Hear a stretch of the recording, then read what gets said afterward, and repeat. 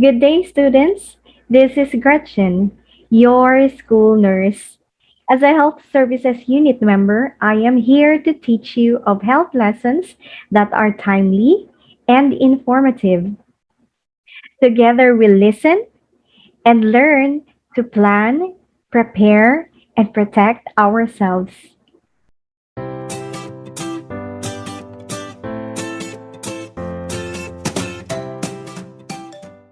Coronavirus disease, or COVID-19, is an infectious disease caused by the SARS-CoV-2 virus.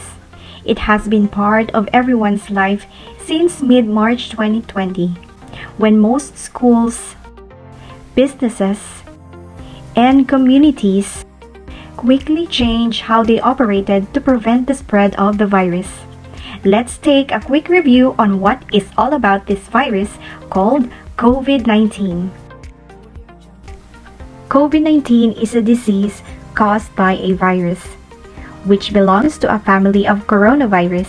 The term coronavirus actually refers to a family of viruses that causes many different types of diseases, including the common colds. COVID-19 was first named as novel coronavirus, which means it's a new disease unfamiliar to scientists and doctors.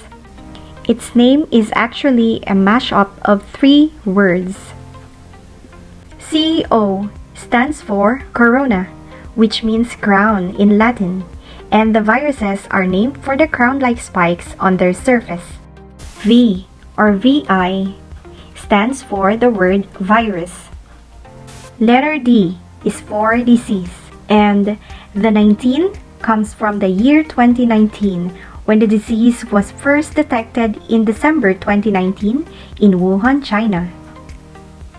This virus is the one that caused the pandemic in 2020. When we say pandemic, it is a disease outbreak that spans several countries and affects a large number of people. Pandemics are most often caused by viruses, like coronavirus disease 2019 or COVID-19, which can easily spread from person to person.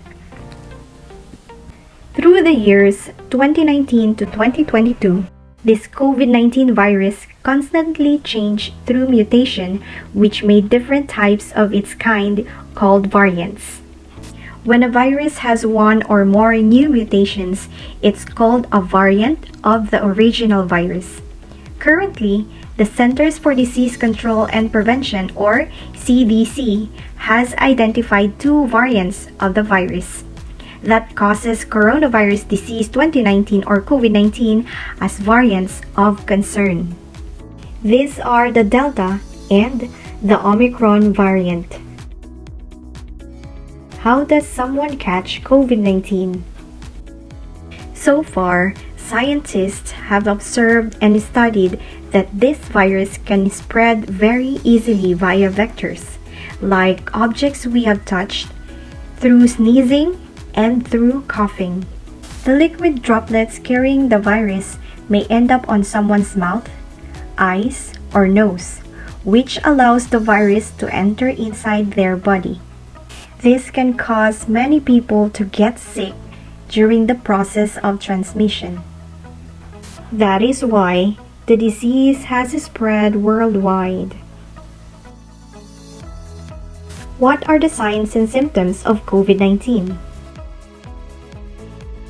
According to WHO or the World Health Organization, the most common things people who become ill with COVID-19 have include fever with 37.3 Celsius and above, chills, a dry cough, shortness of breath, feeling very tired, muscle or body aches, headache, a loss of taste or smell, sore throat, congestion or runny nose, nausea or vomiting, diarrhea. These symptoms can start anywhere from 2 to 14 days after you are in contact with the virus. Patients usually have mild symptoms that start gradually. Most patients recover without needing any special treatment. Only around 1 out of 6 patients manifest the difficulty breathing and become seriously ill. However, Some will become seriously ill and require medical attention.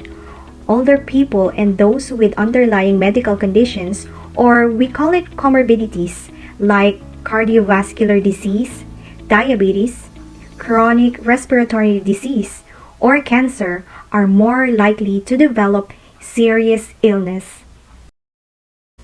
But don't worry, we have a lot of ways to fight and avoid COVID-19 virus.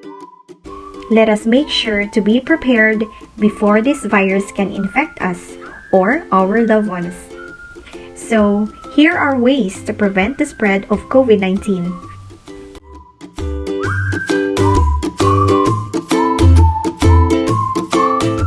First preventive measure, wear a mask, especially in public and indoors or when physical distancing is not possible.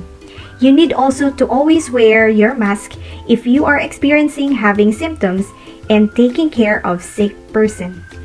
Some older people and babies younger than 2 years old are not capable or they are medically exempted due to their health status. So you need to take care of them by wearing your own mask. Oops! Remember not to touch your mask once you put it on. The outer part of your mask is contaminated. Always be sure to wash your hands before putting your mask on. And once it is in place and you are out in public, don't keep touching or adjusting it. When you are not wearing it, don't leave it around your neck in case there was any type of contamination. How to wear a mask properly. Not this one. Not also this one. But this should be remembered and followed when wearing a mask. Properly fitted face mask can help prevent the spread of the virus from the person wearing the mask to others. It will as well protect you from nearby infections and diseases. Masks alone do not protect against COVID-19 and should be combined with physical distancing and proper and frequent hand washing. Follow the advices provided by your mom, dad, or guardian, also your teachers and your local health authority. Always remember, masks work best when everyone wears one. Put on your mask and save lives. Be a hero! Second preventive measure, proper ventilation. Choose open, well-ventilated spaces over closed ones. Open a window if indoors. Proper ventilation decreases the risk of getting infected by a contagious disease like COVID-19.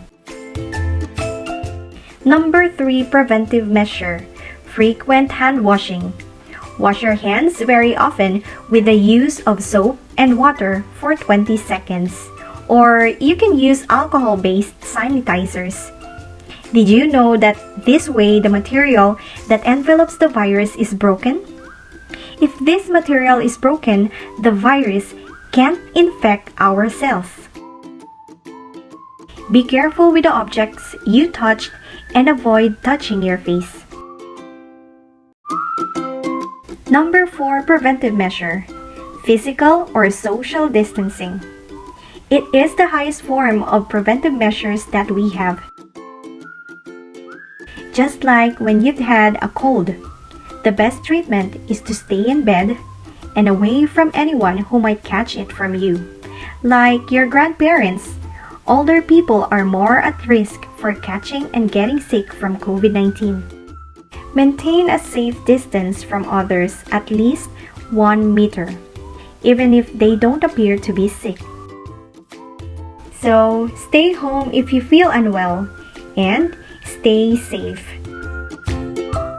Number 5, but not the least preventive measure. Get vaccinated.